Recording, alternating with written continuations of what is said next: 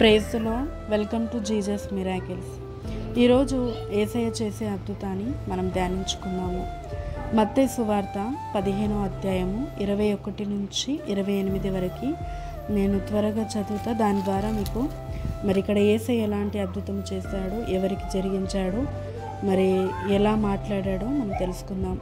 యేసు అక్కడ నుండి బయలుదేరి తూరు సీదోనుల ప్రాంతమునకు వెళ్ళగా, ఇదిగో ఆ ప్రాంతము నుండి కనాను స్త్రీ ఒకటి వచ్చి, ప్రభువా, దావీదు కుమారుడా, నన్ను కరుణించుము, నా కుమార్తె దయ్యము పట్టి బహు బాధపడుచున్నదని కేకలు వేసెను. అందుకు ఆయన ఆమెతో ఒక మాటనైనను చెప్పలేదు. అప్పుడు ఆయన శిష్యులు వచ్చి, ఈమె మన వెంబడి వచ్చి కేకలు వేయుచున్నది గనుక ఈమెని పంపివేయమని ఆయనను వేడుకొనగా, ఆయన, ఇజ్రాయేలు ఇంటి వారై నశించిన గొర్రెల ఎద్దకే కానీ మరి ఎవరి ఎద్దకు నేను పంపబడలేదా అనెను. అయినను ఆమె వచ్చి ఆయనకు మొక్కి, ప్రభువా, నాకు సహాయం చేయమని అడిగాను. అందుకు ఆయన, పిల్లల రొట్టె తీసుకుని కుక్క పిల్లలకు వేయుట యుక్తము కాదని చెప్పగా, ఆమె, నిజమే ప్రభువా, కుక్క పిల్లలు కూడా తమ యజమానుల బల్ల మీద నుండి పడుముక్కలను తినును కదా అని చెప్పాను. అందుకు యేసు, అమ్మా, నీ విశ్వాసము గొప్పది, నీవు కోరినట్టే నీకు అవునుగాక అని ఆమెతో చెప్పాను. ఆ గడియలోనే ఆమె కుమార్తె స్వస్థత నొందెను. ఇక్కడ మనము ఒక స్త్రీ తన కుమార్తె దయ్యము పట్టి బాధపడుతుంది. యేసయ్యని ఈమె గట్టిగా కేకలు వేస్తున్నప్పటికీ యేసయ్య అక్కడ సమాధానం ఇవ్వట్లేడు. ఎందుకు అనంటే ఆమెలో ఒక తగ్గింపు లేదు, ఆమెకి కరుణ అనేది లేదు, కనికరము గల హృదయము లేదు. కనుక యేసయ్య ఆమెతో అంతసేపుగా మాట్లాడాల్సి వచ్చింది. ఆమెలో ఉన్న విశ్వాసాన్ని తీసేసి యేసయ్య ఆమెని బలపరిచి ఆమె నోటి నుంచే యేసయ్య తప్ప ఎవరు బాగు చేయలేరని ఆమె గుర్తెరిగి ఆమె తగ్గించుకునే వరకు ఆమెతో మాట్లాడి, ఇంకా వెళ్ళు, నీ విశ్వాసము నిన్ను స్వస్థపరుస్తుంది, నీ కుమార్తెనని అప్పుడు పంపించి వేస్తాడు. ఆ గడియలోని తన కుమార్తె స్వస్థత నొందింది. చాలాసార్లు మనము స్వస్థతకి ప్రార్థనని సరిపోతుంది అని అనుకుంటాం. కాదు, మన యొక్క క్రియలను బట్టి కూడా మనకి స్వస్థత అనేది ఆధారపడి ఉంటుంది. అంటే చాలా కొని తెచ్చుకునేవి ఉంటవి, అవి పోవడానికి అంటారు కదా, ముళ్ళుని ముళ్ళుతోనే తీయాలి. యేసయ్య సహాయం వలన ఏదైనాను ఆయన వాక్యము ద్వారానే మనని సరిచేస్తూ ఉంటాడు.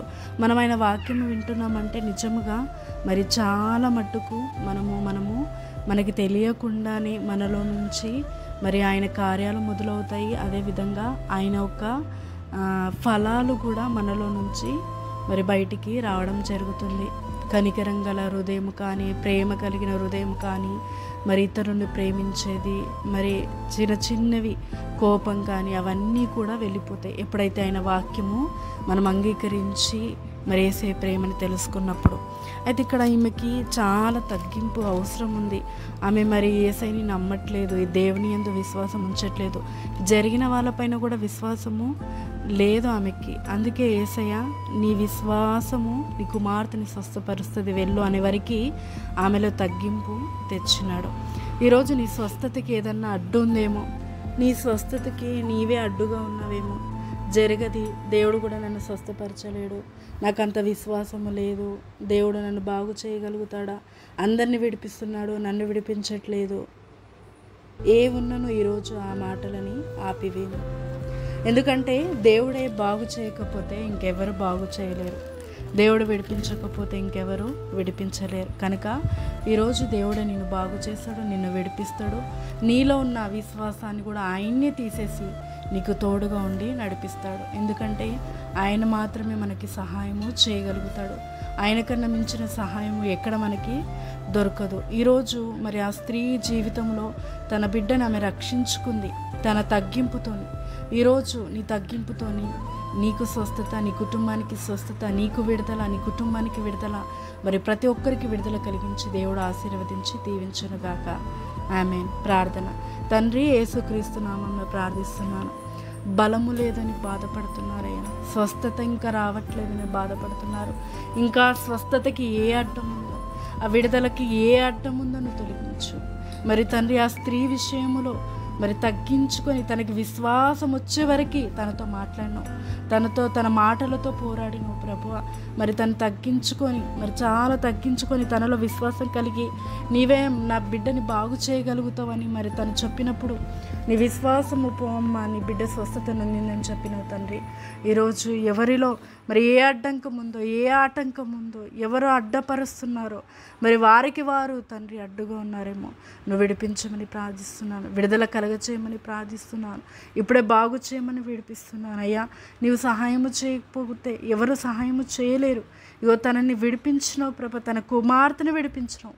ఈరోజు మరి ఎవరైతే రిక్వెస్ట్గా ఉన్నారో ప్రభ, వారిని విడిపించు, వారి కుటుంబంలో విడిపించు, మరి దీవించి ఆశీర్వదించమని, ప్రతి ఒక్కరికి సమాధానమును దయచేయమని యేసుక్రీస్తు నామమున ప్రార్థిస్తున్నాము తండ్రి, ఆమేన్.